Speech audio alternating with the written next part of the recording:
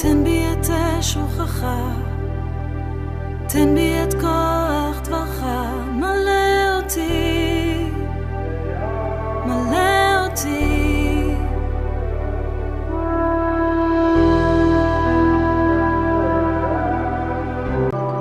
תן בי את שוכך, תן בי את שוכך, תן בי את כוח דברך. Shalom et bienvenue dans notre salle d'études. Le livre des Galates et Paul. Un sujet de controverse, un sujet qui conduit dans les incompréhensions, mais un sujet de l'édification pour le croyant de Yeshua HaMashiach appelé Jésus-Christ de Nazareth. Dans notre étude sur le livre des Galates, ainsi que sur Paul, l'apôtre de Yeshua, notre Sauveur, notre Roi, nous avons comme objectif principal sur ce livre des Galates ramener le peuple à comprendre est-ce que réellement le livre des Galates contredit-il la Torah qui est traduite par la loi et quel est le contexte d'origine de la lettre des Galates, de la lettre de Paul écrite aux frères et sœurs. Deuxième objectif, Paul, l'apôtre, est-il un anti-messie ou antichrist ou encore abolitionniste de la Torah qui est traduite par la loi? Ou Paul est-il réellement un vrai messager, un vrai envoyé apôtre de Yeshua, le Messie ou le Christ? Par la grâce du Tout-Puissant, par le souffle sacré Ruach Kodesh, le Saint-Esprit, nous allons répondre à toutes ces questions.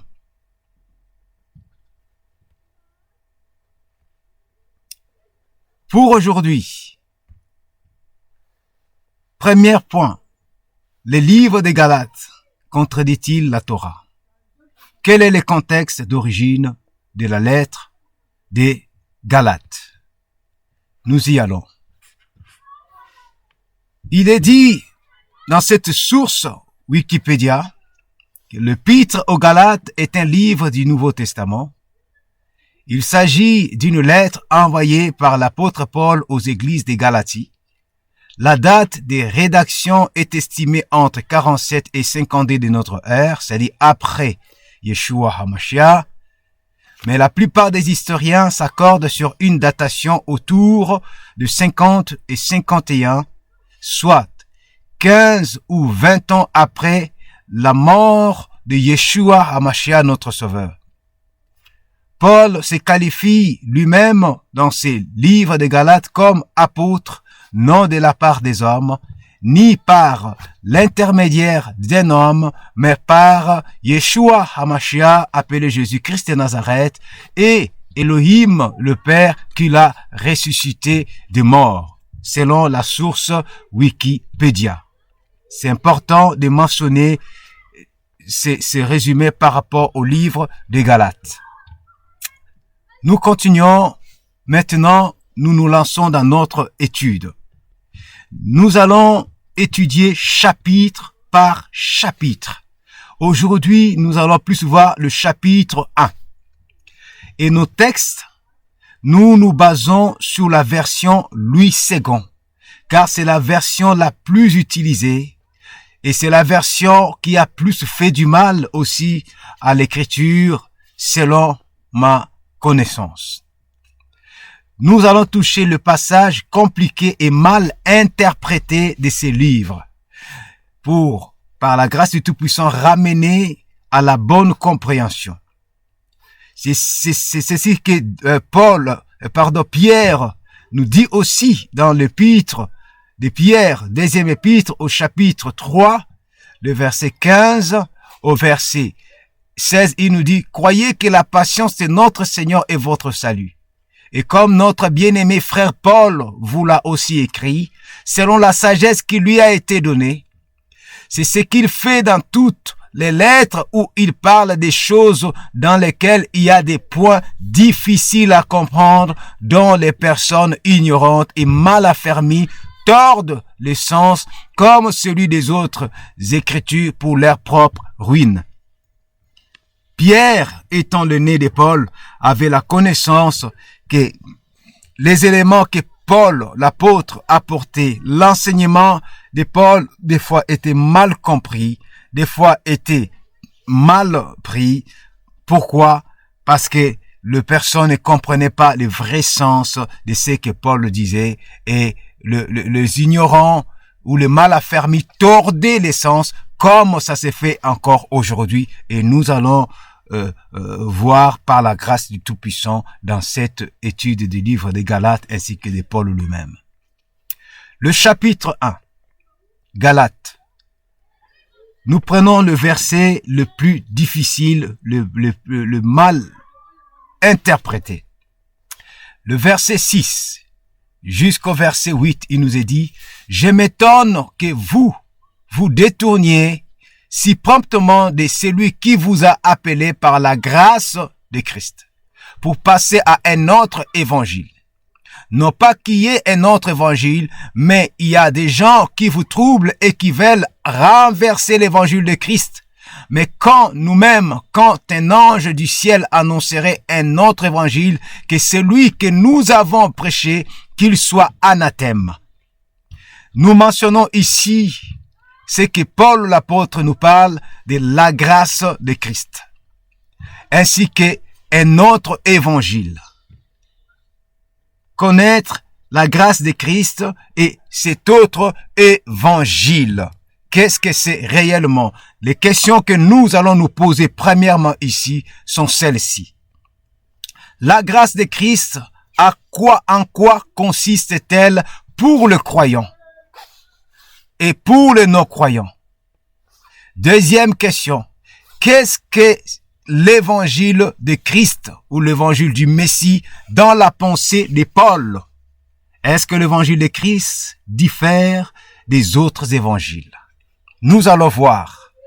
Parce qu'il faut bien comprendre dès le début pour aller approfondir dans une simplicité et dans une facilité. Donc nous avons deux questions ici.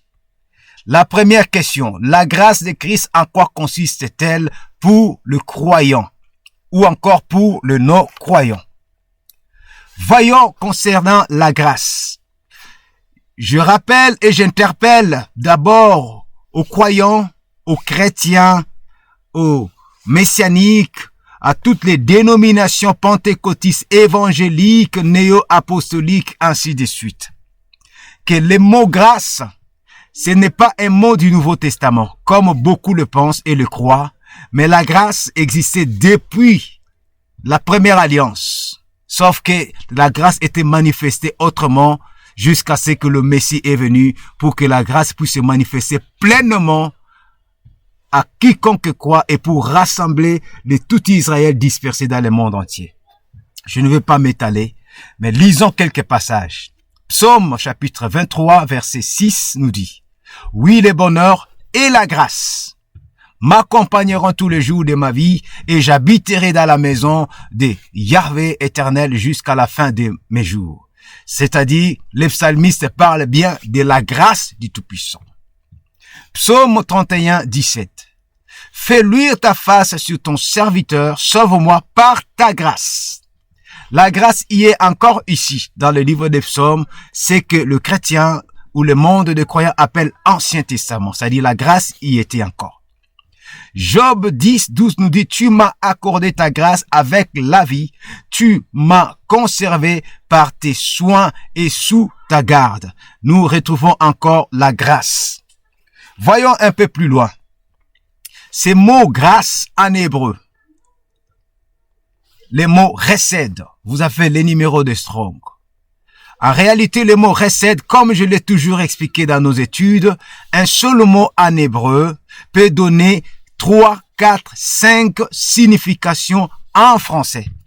Le mot chesed en hébreu peut être traduit par bonté, miséricorde, fidélité, grâce bienveillance. C'est-à-dire, les psalmistes pouvaient dire, oui, les bonheurs et la bonté, oui, les bonheurs et la miséricorde, oui, les bonheurs et la fidélité, oui, les bonheurs et la bienveillance, oui, les bonheurs et la grâce m'accompagneront. En réalité, c'est le même mot recède qui peut être traduit par plusieurs mots en français. Pareil le psaume 31, pareil le livre de Job, ainsi de suite. Avançons encore un peu plus loin dans le livre de Jean chapitre 1 verset 16. Il nous est dit, et nous avons tous reçu de sa plénitude et grâce pour grâce, car la loi a été donnée par Moïse, ou la Torah a été révélée, donnée par Moïse. La grâce, c'est-à-dire la bonté du Tout-Puissant, la miséricorde du Tout-Puissant, la fidélité du Tout-Puissant, la bienveillance du Tout-Puissant et la vérité sont venus par Yeshua HaMashiach, Jésus-Christ de Nazareth. Parce que quand le Messie est venu, la grâce se manifeste différemment par rapport à la première alliance. Vous voyez, la première alliance, le Tout-Puissant se manifeste à son peuple Israël, les 12 tribus d'Israël. Dans la seconde alliance, quand Yeshua vient, Israël est dispersé. Yeshua est venu étant la bonté du Tout-Puissant, la miséricorde du Tout-Puissant pour rassembler ces tribus d'Israël dispersées, mais pas seulement Israël, mais greffer aussi quiconque qui acceptera d'être greffé dans l'olivier franc d'Israël. Voyez? Et plus loin, quand nous regardons le strong de ces mots qui est traduit par grâce dans le livre de Jean, le mot charis, qui veut dire bonne volonté, bonté, faveur. C'est-à-dire c'est pareil qui recède. Voyez? Donc nous avons reçu la grâce et la vérité, la bonne volonté du Tout-Puissant de donner son Fils pour nous libérer, ou la bonté du Tout-Puissant qui nous a donné son Fils, la faveur qui nous a donné son Fils pour être tué pour nous. Voyez, la grâce, c'est un élément, quelque chose qui est immérité. Donc, nous pouvons dire ceci. La grâce de Christ, en quoi consiste-t-elle pour le croyant? C'est-à-dire, les mots grâce recède au charis de Christ. C'est-à-dire, la grâce de Christ, donc, consiste à quoi? Consiste à racheter, c'est-à-dire par la bonté du Tout-Puissant, par la miséricorde du Tout-Puissant. Cette grâce consiste à racheter ou sauver sans mérite. Voyez? Mais par la foi ou par l'adhérence, le pécheur de sa condamnation par le sacrifice de l'agneau. Ça, c'est la grâce. Vous voyez, la grâce de Christ consiste à nous racheter parce que nous avons été rachetés, nous avons été sauvés, nous avons été délivrés, libérés, sans mérite, rien que par l'adhérence, par la foi, le fait d'adhérer les paroles de Yeshua, de croire aux paroles de Yeshua, d'accepter les paroles de Yeshua. Nous qui étions pécheurs, nous qui étions condamnés, nous sommes rachetés, libérés par le sacrifice de Yeshua gratuitement. Ainsi, il est dit dans Apocalypse 5, 9 à 10, l'agneau a été tué, l'agneau a été déchiré et il a racheté, délivré, libéré, sauvé par son sang les hommes de toute langue, tout peuple, toute nation et toute tribu. C'est ça la grâce de Christ, c'est ça la faveur imméritée. Et cette grâce consiste, nous avons dit, à sauver, voyez, à libérer, à nous ramener vers le Père. Pas seulement ça, quand nous voyons dans le livre des Romains, nous pouvons encore intensifier. Romains chapitre 3 verset 23 au verset 24 nous dit ceci. Car tous ont péché et sont privés de la gloire d'Élohim. Et ils sont gratuitement justifiés par sa grâce. C'est-à-dire, nous sommes justifiés par la miséricorde, par la bonté, par la faveur, par la bonne volonté du Tout-Puissant de tuer son Fils pour que le sang innocent puisse nous justifier par le moyen de la rédemption qui est en Yeshua HaMashiach. Et c'est ça, la grâce de Christ, la grâce du Messie. Ça consiste à nous sauver, à nous racheter du pécheur que nous étions, des dispersés que nous étions. Il nous réunifie dans l'olivier franc d'Israël. Et ce n'est pas fini.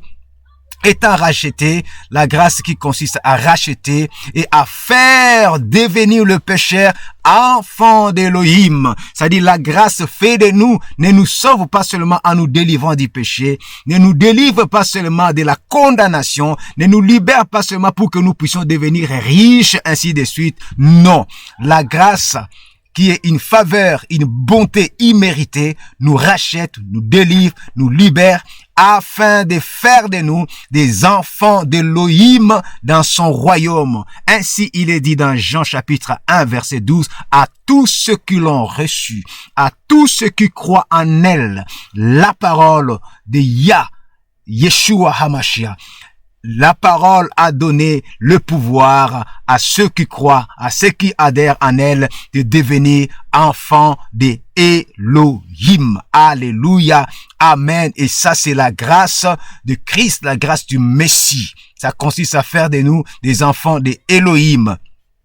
Et à lui, et cette grâce nous donne, à nous qui devenons des enfants d'Élohim, la vie éternelle dans le royaume éternel à une seule condition. Bien que nous avons reçu la grâce, bien que nous sommes rachetés, bien que nous sommes devenus enfants d'Élohim, et cela ne s'arrête pas là, pour aller jusqu'à la vie éternelle dans le royaume éternel, il y a la seule condition, nous devons continuer à obéir et à observer à la parole jusqu'à la fin.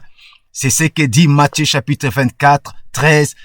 Celui qui persévérera jusqu'à la fin sera sauvé, car le Saint d'Israël a tant aimé le monde, il a donné son Fils, afin que quiconque croit à son Fils ne périsse point, mais qu'il ait la vie éternelle.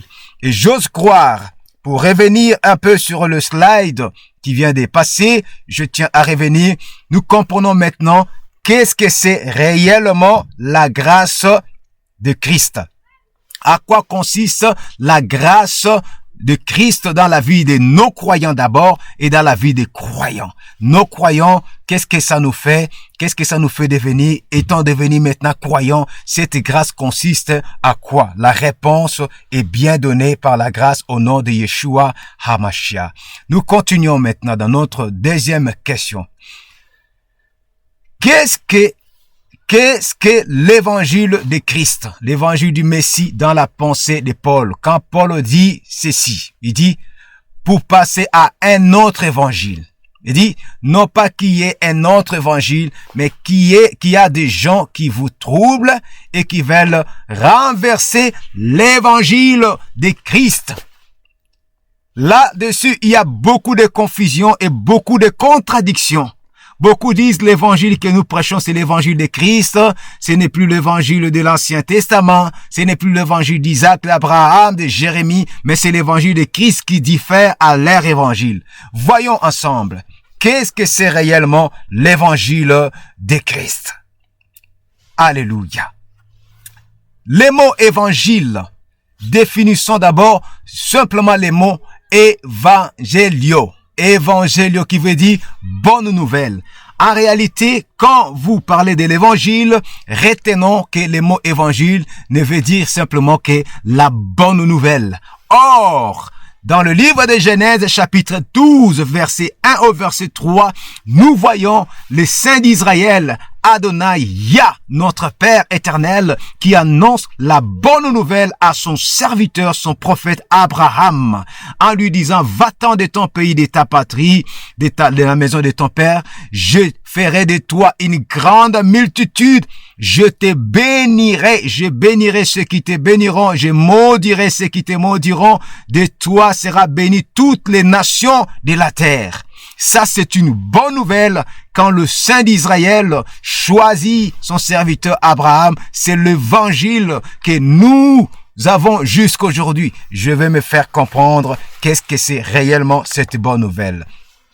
Et la question qu'on peut se poser, depuis quand cet évangile est annoncé? Depuis quand l'évangile de Christ, l'évangile du Messie est annoncé? Je pense que vous avez déjà une partie de la réponse dans le livre de Genèse, chapitre 12, verset 1 au verset 3.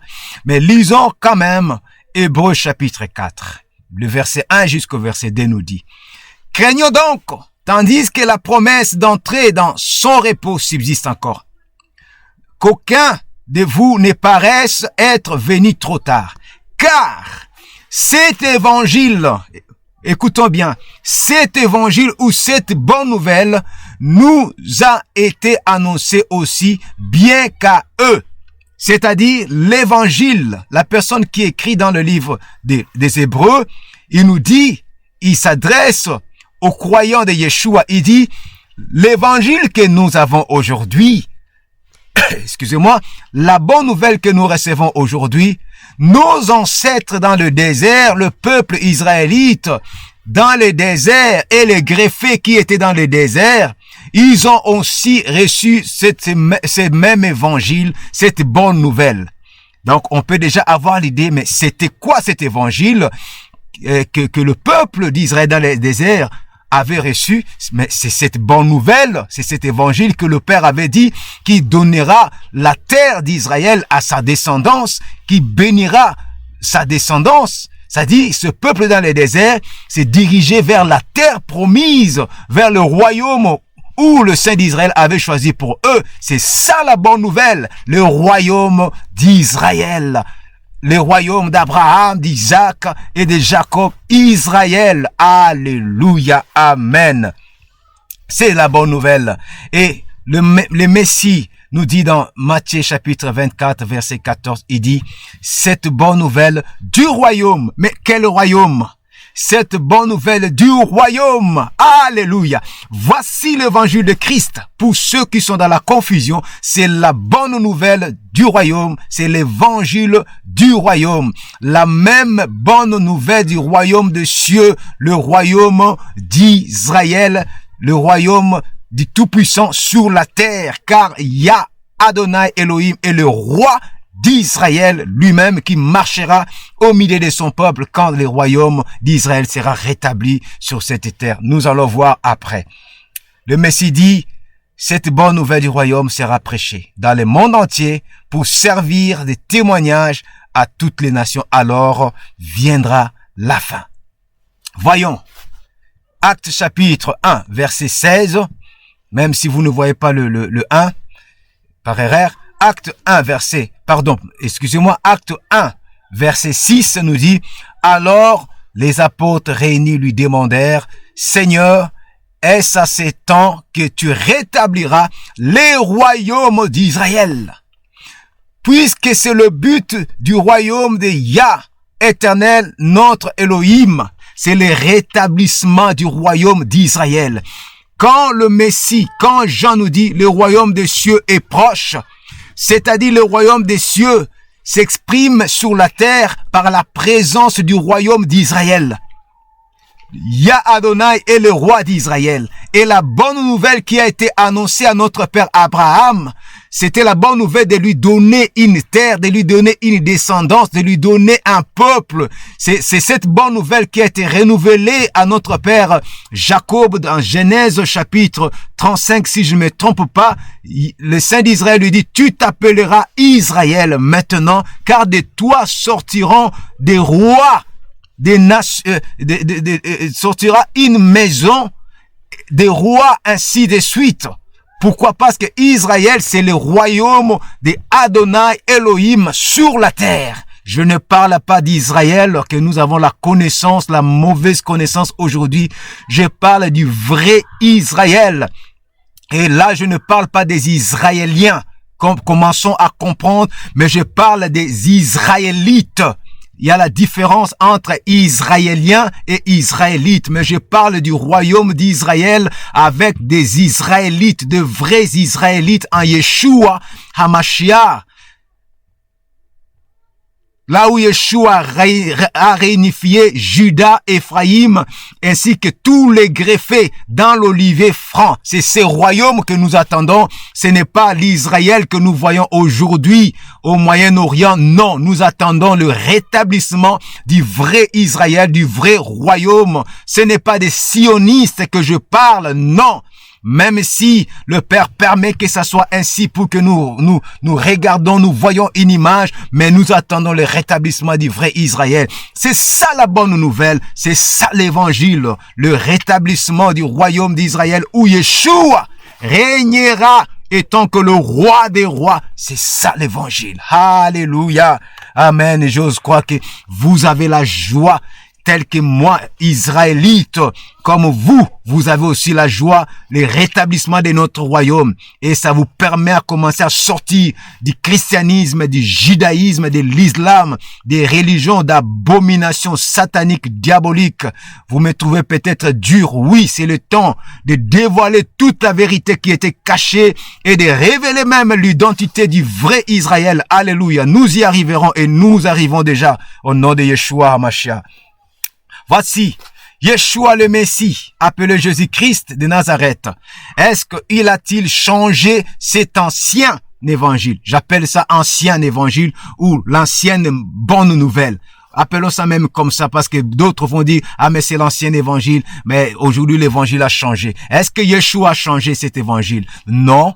Yeshua n'a pas changé l'évangile, car le plan et les promesses de Yah éternel, notre Père, Yahvé et Adonai, qui a promis à Abraham, à Isaac et à Jacob, Israël, nos ancêtres, restent les mêmes promesses, le même plan, c'est de rétablir le royaume, de donner la terre à la descendance d'Abraham et de venir régner au milieu du peuple d'Israël, de marcher avec eux. Alléluia. Amen. Gloire soit rendue à notre Père Tout-Puissant. Nous concluons sur l'évangile, sur la bonne nouvelle, c'est-à-dire l'évangile, la bonne nouvelle qui a été reçue par Abraham, qu'Abraham a transmis à Isaac. Et Isaac a transmis à Jacob Israël. Cet évangile, cette bonne nouvelle a été renouvelée à Israël, peuple dans les déserts, c'est-à-dire les 12 tribus d'Israël réunifiées dans les déserts en destination de la terre promise du royaume d'Israël. C'est la même bonne nouvelle. Et cette bonne nouvelle a été soutenue par des prophètes de génération en génération, le prophète Yahvé éternel, notre Père. Et cette même bonne nouvelle, l'évangile, est proclamé par Yeshua quand il est venu, ainsi que ses disciples, ses suiveurs, le proclament encore jusqu'aujourd'hui quand il dit, répentez-vous car le royaume des cieux est proche. Quel est ce royaume? Oh, Yeshua lui-même dit, je suis venu pour rassembler le brebis perdu d'Israël. Alléluia. Amen. C'est ça la bonne nouvelle. Le rétablissement du royaume du Père, le royaume des cieux, le royaume d'Israël sur cette terre. Yeshua n'a jamais changé l'évangile. Et cet évangile consiste à nous sauver de ce monde corrompu. Cet évangile consiste à nous donner la vie éternelle dans le royaume éternel d'Élohim, le royaume d'Israël. Le seul et l'unique endroit où Yahvé éternel, notre Père, vivra pleinement au milieu de son peuple, selon la grâce qu'il nous a fait en Yeshua HaMashiach, son fils bien-aimé. Le seul et l'unique endroit où son roi régnera depuis Jérusalem et que les nations viendront pour se prosterner, c'est le royaume d'Israël. C'est ça la bonne nouvelle. Et j'ose croire que nous avons vraiment compris quel est l'évangile de Christ, l'évangile d'Abraham, l'évangile de Jérémie, l'évangile de Jacob Israël, l'évangile de Paul, l'évangile que prêche votre serviteur que je suis, Omadi Samuel, le messager, le témoin. Aujourd'hui, c'est cet évangile du rétablissement du royaume des cieux sur la terre. Alléluia. Amen. Tous ceux qui sont des vrais Israélites, ils savent que c'est ça l'évangile. L'évangile, ce n'est pas de courir derrière des pasteurs, derrière des raves, derrière des sages, derrière des prophètes. Non. L'évangile, c'est de focaliser Yeshua HaMashiach, le roi d'Israël, le roi de tous les vrais Israélites. Alléluia. Amen. Voilà, nous avançons. Au verset 13, descendons un peu. Il est dit, vous avez su en effet quelle était autrefois ma conduite dans le judaïsme. Comment j'ai persécuté et en outrance et ravagé l'église d'Élohim. Et comment j'étais plus avancé dans le judaïsme que beaucoup de ceux de mon âge et de ma nation, étant animé d'un zèle excessif pour les traditions de mes pères. On s'arrête ici. Nous avons de phrases que j'ai soulignées, que j'ai mis en jaune. La conduite de Paul dans le judaïsme. Il était plus avancé dans le judaïsme. Il y a le seul mot qui revient, judaïsme. Les traditions de mes pères. Nous allons nous poser des questions. Quelle est cette religion du judaïsme que Paul dit, il était, pas il est, mais il était, sa conduite dans le judaïsme, c'est-à-dire dans le passé. Il était avancé dans le judaïsme avant de rencontrer Yeshua dans le chemin de Damas. Il a pratiqué les traditions de ses pères. Donc nous allons voir qu'est-ce que ça veut dire réellement, car beaucoup aujourd'hui qui retournent même dans la Torah commencent à judaïser. Et commencent à dire que Yeshua pratiquait le judaïsme messianique. Yeshua n'a jamais ramené le christianisme, ni le judaïsme, ni l'islam, ni les messianiques. Toutes les dénominations que nous mettons, c'est nous qui les mettons. Yeshua est venu rassembler le peuple d'Israël. Il n'est pas venu prêcher une religion quelconque. Voici ce qu'un de nos frères de Lyon nous dit. Paul veut mettre en garde le croyant de la Galatie. Il est au courant que de faux évangiles peuvent faire prêcher, enseigner. Lui maintient qu'il n'y a qu'un seul évangile. C'est l'évangile qui prêche et c'est l'évangile, cet évangile, il ne l'a pas conçu par les hommes, mais par Yeshua HaMashiach lui-même. Dans ces premiers chapitres, nous pouvons nous poser cette question, quel genre de faux évangiles serait prêché? Il rappelle qu'il a grandi dans le judaïsme, vision pharisienne, qu'il était animé d'un zèle excessif pour les traditions de ses pères. Merci à notre frère qui nous a écrit, voilà, ces petits résumés, voilà, pour nous aider aussi à avancer dans cette direction. Exactement, Paul était zélé dans cette religion.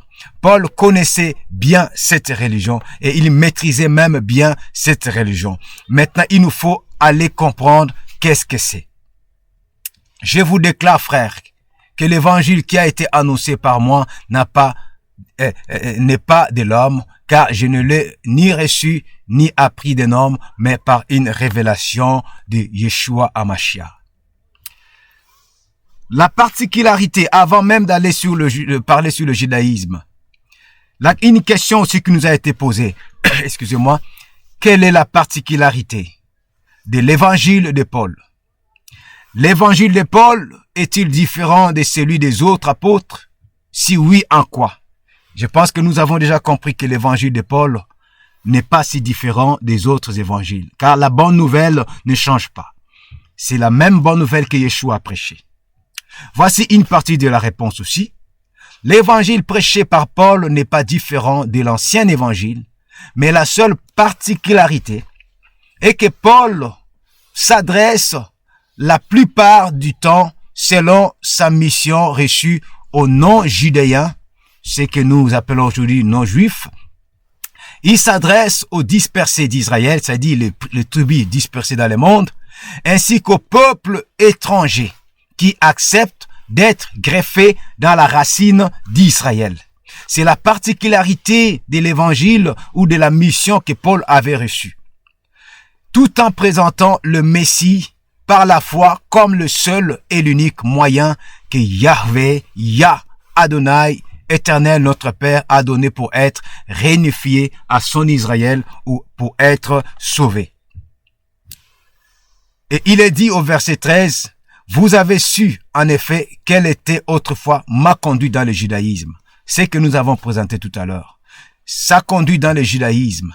Comment il avait le zèle dans le judaïsme et comment il pratiquait les traditions de ses pères. Voici, nous revenons sur nos questions.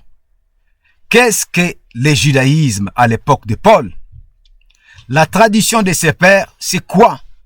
En quoi consistait-elle son zèle? Est-ce que son zèle est-il approuvé de Yahvé? Le zèle qu'il avait sur le judaïsme, est-ce que c'est approuvé? Car aujourd'hui encore, étonnamment, nous voyons des gens qui sont zélés dans le judaïsme, zélés avec le rave, zélés avec le sage du judaïsme, zélés avec les enseignements même de ceux qui maudissent Yeshua, qui insultent Yeshua. Vous allez me dire, mais ils sont aveuglés. Mais ils sont aveuglés. Ok. Est-ce que cela vous oblige à recevoir des fois leurs enseignements qui contredisent même les paroles de notre maître Yeshua HaMashiach?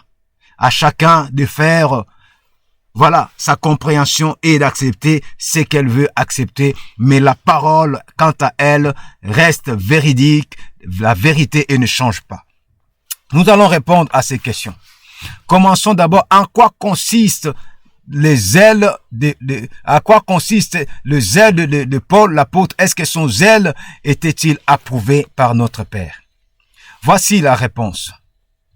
Quand nous lisons dans le livre des Actes, chapitre 9, verset 4, il est dit, « Saul, Saul, pourquoi me persécutes-tu » Juste cette phrase, ça peut vous aider. Ça peut nous aider à comprendre que tout ce que Paul pratiquait, son zèle de tuer, de persécuter les disciples de Yeshua, puisqu'il était dans le judaïsme, ne plaisait pas au Tout-Puissant.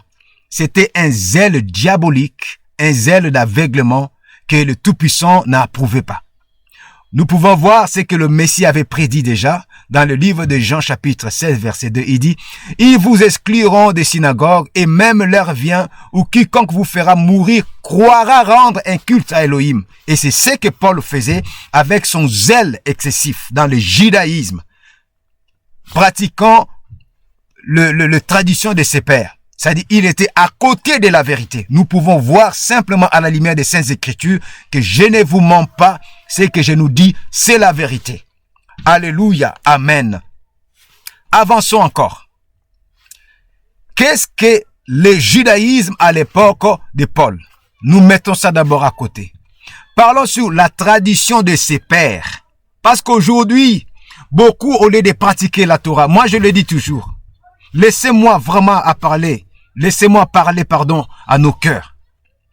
Je le dis toujours, je suis israélite, de l'une des tribus d'Israël. Je ne suis pas étranger, je ne suis pas greffé, mais je suis israélite, né d'un père israélite du sang, qui est retourné à son olivier franc, parce que j'ai été dispersé à cause de l'incrédulité de mes pères. Mais ce que je déplore, c'est quoi? Nous avons des Israélites même du sang qui ne se reconnaissent pas eux-mêmes qu'ils sont Israélites. C'est pas un problème. Mais ils sont à Yeshua, c'est très bien. Et nous avons aussi d'autres qui ne le sont pas Israélites du sang. C'est pas ça le plus important. Mais ils sont greffés dans l'olivier franc d'Israël. Ils sont devenus Israélites. Nous sommes tous devenus des Israélites. Mais maintenant, au lieu de prendre conscience, qu'est-ce que je veux dire? Nous qui avons été chassés, dispersés dans le monde, parce que nos ancêtres ont désobéi. Quand nous retournons au Tout-Puissant, nous lui devons l'obéissance à la Torah. Là où nos ancêtres ont désobéi, là où les 10 tribus ont failli et ils ont été chassés. Mais malheureusement, ce qui se passe, la plupart de nous qui retournons à la Torah, nous voulons faire encore recours aux traditions des hommes, aux traditions du judaïsme que Paul est en train de dénoncer ici. Je donne juste un exemple concret. Aujourd'hui, on fait des discussions banales sur le chandelier à 9 lampes. La fête de Hanouka, je n'en disconviens pas.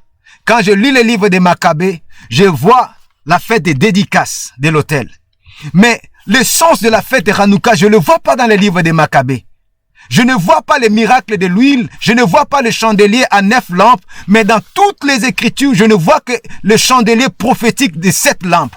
Mais d'où vient cette tradition? La tradition des hommes. La fête de Yom Terouar. Cette fête de Yom Terouar, la tradition des hommes a préféré faire de cette fête de Shana Tova, c'est-à-dire une nouvelle année ou un nouvel an. Or, moi, je sais, le seul nouvel an que j'ai, c'est au mois d'Abib, c'est le mois même de Pessah. La tradition des hommes. Beaucoup aujourd'hui veulent, pour être sacrés, porter sur eux la kippa. Je fais des études. J'ai suivi les études du judaïsme. Et un frère qui était sincère dans le judaïsme m'avait dit, la kippa n'est pas thoraïque. Un rabbin me répondra même que non, la kippa, nous l'avons ramené après avoir quitté Babylone. Et je comprends pourquoi toutes les religions de Babylone ont des chapeaux sur la tête. Le christianisme, le pape ont l'air kippa. L'islam, ils ont l'air kippa. Et le judaïsme aussi a sa kippa. Vous voyez, c'est des traditions des hommes que les gens veulent faire recours aujourd'hui. Vous allez me dire, mais tu en parles trop. C'est le moment de nous dire la vérité. Les traditions des hommes, il y en a beaucoup. On peut en citer beaucoup, mais ça va nous faire tout un enseignement. On en parlera pour aider peut-être un frère, pour aider une sœur. Quand Paul parle de la tradition des hommes, qu'est-ce qu'on peut comprendre par là? Je prends encore les paroles d'un frère de la Keïla de Lyon qui nous dit « Paul veut mettre en garde les croyants de la Galatie. Il est au courant des faux évangiles peuvent être prêchés. » Exactement. Voyez, mettre en place des traditions des hommes. Mettre en place, les idéologies des hommes. Yeshua lui-même nous dit dans Marc chapitre 7, de verset 7 au verset 9, regardons. Il dit, c'est en vain qu'il m'honore en donnant des préceptes qui sont des commandements d'hommes. Vous abandonnez les commandements d'Élohim et vous observez la tradition des hommes. Qu'est-ce que je m'arrête d'abord ici. Qu'est-ce que Jéroboam avait fait? Jéroboam était animé par le même esprit du judaïsme à l'époque de Paul. Jéroboam a établi des fêtes. Jéroboam a établi des prêtres selon lui, inspiré par le diable, parce que tout ce qui va à l'encontre de la Torah, c'est inspiré par le diable, les méchants, l'ennemi de la Torah, la vérité. Je nous dis la vérité. Jéroboam avait fait pareil. Il avait établi des traditions d'hommes. Il avait mis des commandements d'hommes. Il avait mis des prêtres selon lui. C'était pour s'accaparer du royaume du Nord. Et c'est ce que dans la période, dans le temps de Yeshua, dans le temps de Paul, cet esprit-là, l'esprit religieux, y était encore. Et aujourd'hui, l'esprit religieux est encore là. Il est là dans le christianisme, avec le fête de Noël, les fêtes de Saint-Sylvestre, les fêtes de Saint-Valentin. Il est là dans le judaïsme, avec la valorisation de toutes les paroles des sages d'Israël, à l'occurrence même de la parole de Yeshua HaMashiach. Il est là dans l'islam, avec tout cet esprit que nous savons, l'esprit de l'Antichrist. Dire que Yeshua n'est pas le Messie, que ce soit dans le judaïsme, que ce soit dans l'islam, c'est pareil. Des traditions d'hommes, des valeurs d'hommes. Et Yeshua lui-même dit, vous observez la tradition des hommes. Et il continue au verset 9, il leur dit encore, vous anéantissez fort bien les commandements d'Élohim pour garder votre tradition. C'est la même tradition que Paul est en train de nous dire ici, qu'il a observé les traditions de ses pères. Ce n'est pas la Torah. Marc 7:3 nous dit, or le pharisien et tous les juifs ne mangent pas sans être lavés soigneusement les mains, conformément à la tradition des anciens. Regardez ici.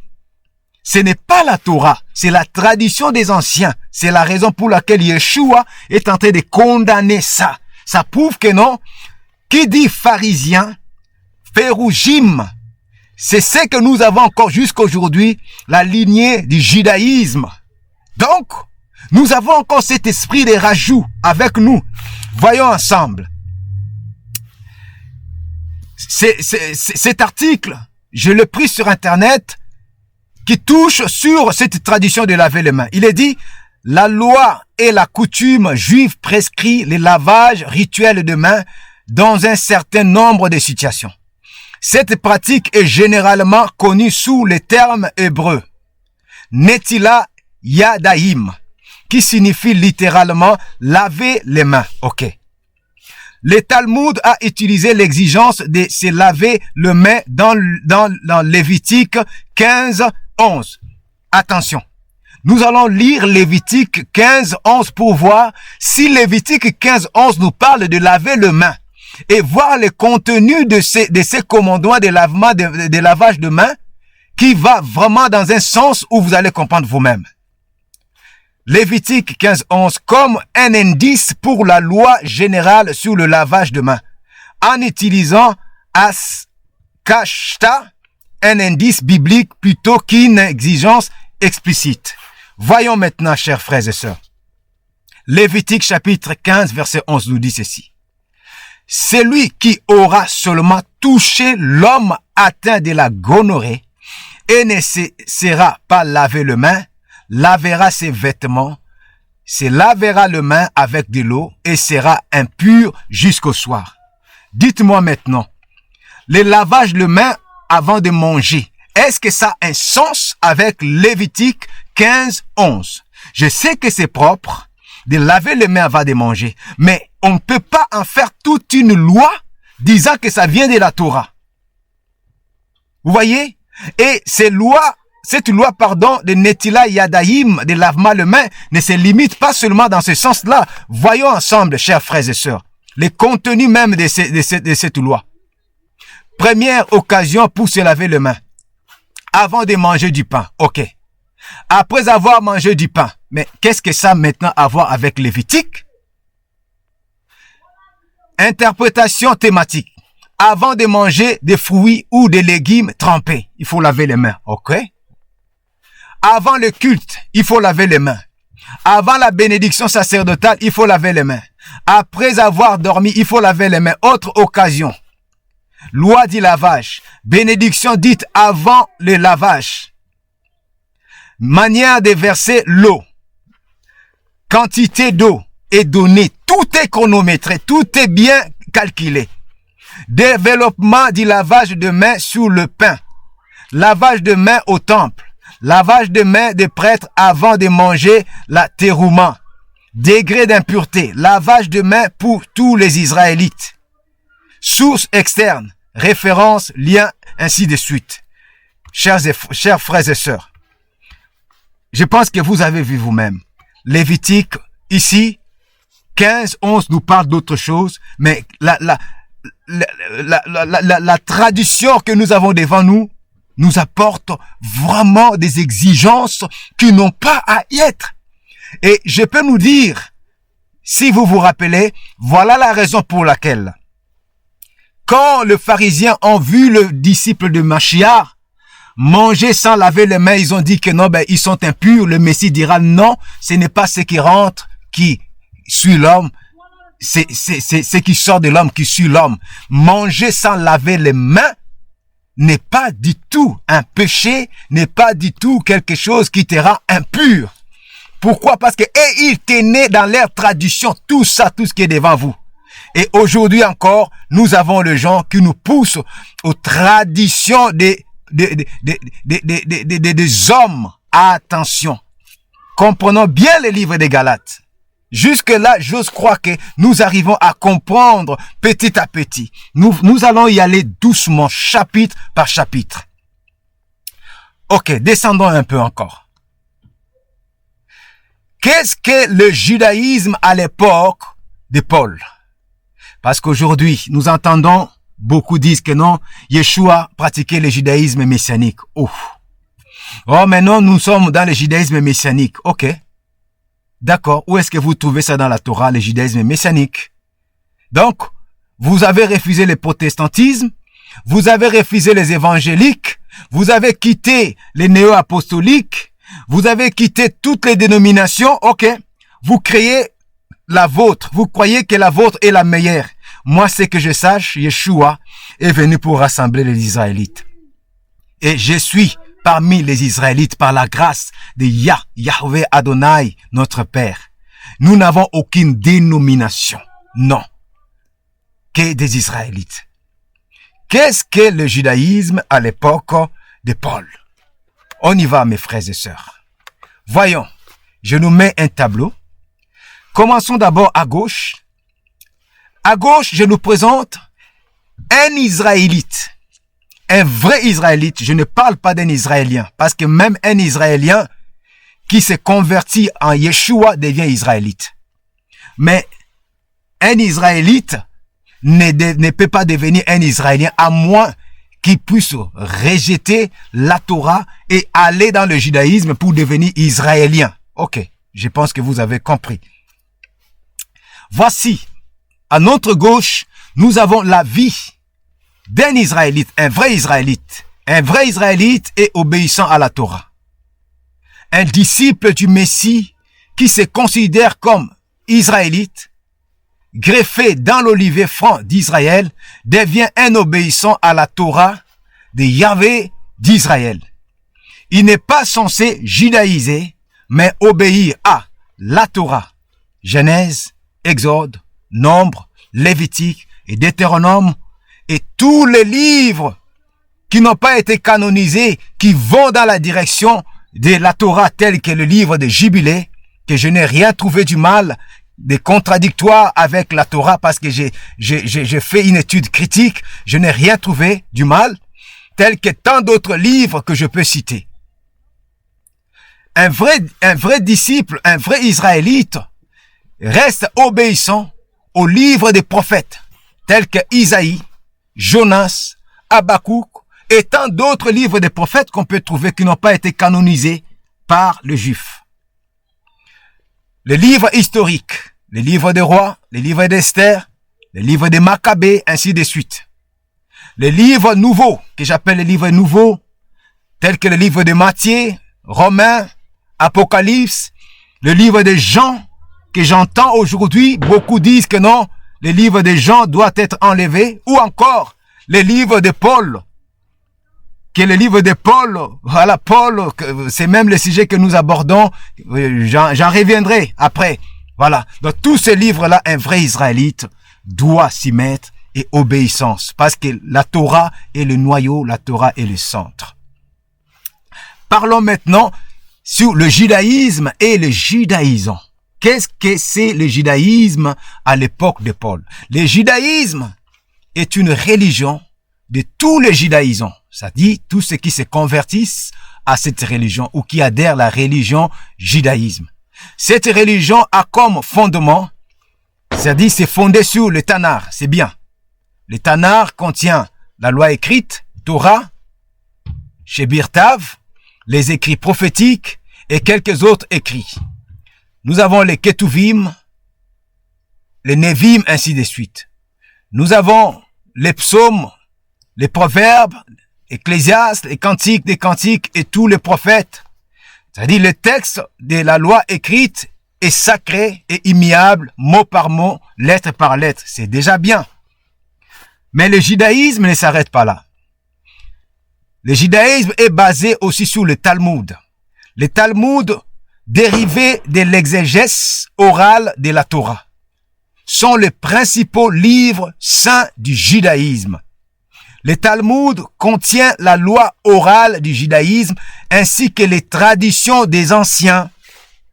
Le Talmud est en perpétuelle évolution, c'est-à-dire ça évolue toujours. Jusqu'aujourd'hui, contrairement à la Torah écrite, le Talmud est rédigé dans un mélange d'hébreu et de judéo-araméen, hébreu moderne bien sûr, et des judéo-araméens, est composé de la loi orale, la Mishnah, la Baraïta, ainsi que des discussions rabbiniques sur les divers sujets de la Torah, ainsi que les diverses traditions des anciens ou ancestrales. Des traditions que les Mashiach condamnés, que Paul est tenté de condamner aussi. Je ne dis pas que dans les Talmud, il y a que des mauvaises choses. Il peut y avoir des bonnes choses, bien sûr, qui vont dans la direction de ne pas contredire la Torah. Mais il y a aussi des mauvaises choses qui vont contredire la Torah, qui vont contredire l'existence de Yeshua, la mission même de Yeshua. Donc, c'est là qu'il faut faire très, très attention. Vous voyez? La tradition des anciens ou ancestrales des Juifs. On peut trouver tel que Rambam, Maïmonide, Rashi et ainsi de suite. Il y a aussi la Gemara confinée dans le Talmud, soit Talmud babylonien ou soit Talmud de Jérusalem. Donc ça, c'est le judaïsme avec toutes ces lois des fois qui contredit la Torah, des fois qui rajoute, comme le Messie lui-même, on vient de le voir, nous montre que non, des fois ils annulaient les commandements du Père pour insister à leur tradition. Donc, on peut comprendre qu'est-ce que c'est réellement le judaïsme. Être un observateur de la Torah étant qu'Israélite, c'est très bien. Mais celui qui veut aller dans le judaïsme, attention à ce que tu veux faire, attention à la direction que tu veux prendre. Yeshua n'est pas venu pour nous ramener dans le judaïsme. Non, pas du tout. Voilà, nous passons. J'ose croire que vous comprenez. Au verset 23, il est dit, seulement, elles avaient entendu dire, celui qui autrefois nous persécutait, annonce maintenant la foi qui s'efforçait alors de détruire. Et elle glorifiait Elohim à mon sujet. Quel est le contenu de la foi que Paul annonce ici? Paul annonce ici le salut non par les œuvres de la loi, sans adhérence ou sans foi en Yeshua le Messie. Mais le salut commence par croire que Yeshua est le sacrifice et la porte de la vie. Oui, mettre sa confiance à Yeshua, le Messie, Sauveur, et obéir à ses paroles, car les paroles de Yeshua ne contredisent pas la Torah. Il est le Messie d'Israël que le Père a promis. Tu ne peux pas passer par le Père, tu ne peux pas être justifié en pratiquant les œuvres de la Torah, les œuvres de la loi, si tu n'adhères pas à Yeshua, car il est la seule porte de la bergerie. C'est ce que Paul enseignait en parlant de la foi. Ou encore pratiquer les œuvres de la justice, de la Torah, en Yeshua le Messie, pour le salut éternel. Sinon, nos œuvres ne seront que des actes religieux. C'est-à-dire, nous devons pratiquer la Torah en Yeshua, en acceptant que Yeshua est notre Messie. Yeshua est la seule porte qui nous fait rentrer au Père. C'est là que nous sentons obligés d'observer, d'obéir à la Torah. Mais nous n'obéissons pas à la Torah sans Yeshua. Chercher à se sauver soi-même en pratiquant les œuvres, ce n'est qu'une religion. Alléluia. J'ose croire que jusque-là, nous suivons et que ça a été clair, que le Père nous a aidés à étudier déjà le premier chapitre du livre des Galates, à soulever le verset ou le passage le plus difficile. Donc, je nous invite à suivre la deuxième partie, c'est-à-dire le deuxième chapitre. Nous allons faire chapitre par chapitre. N'hésitez pas de nous envoyer vos questions dans chaque chapitre, vos difficultés dans chaque chapitre. Et n'hésitez pas de nous soutenir dans la prière, de me soutenir aussi dans la prière pour que le Père me donne la force et la grâce vraiment de continuer à nous publier ces études qui va nous aider, qui va nous édifier. Surtout, soyons vigilants car la séduction est très, très grave aujourd'hui. Ne nous laissons pas être séduits facilement par des enseignements à gauche et à droite, mais soyons comme des Béréens et examinez, même ce que moi je vous dis, allez examiner, allez encore creuser dans la parole pour savoir ce que je vous dis si c'est la vérité. Et si c'est la vérité, gardez ça en vous et que ça puisse vous édifier, que ça puisse vous agrandir. Pardon, que ça puisse vous faire grandir. Donc, nous sommes à la fin de notre premier chapitre. Je nous invite prochainement dans notre deuxième chapitre du livre des Galates. Que le Saint d'Israël soit béni pour ces moments, qu'il soit glorifié pour cet instant. À lui seul la gloire, l'honneur et la puissance. Au nom de Yeshua HaMashiach, par la puissance de son souffle sacré. Shalom à tous. תן בי את כוח דברך, תן בי את שוכחה, תן בי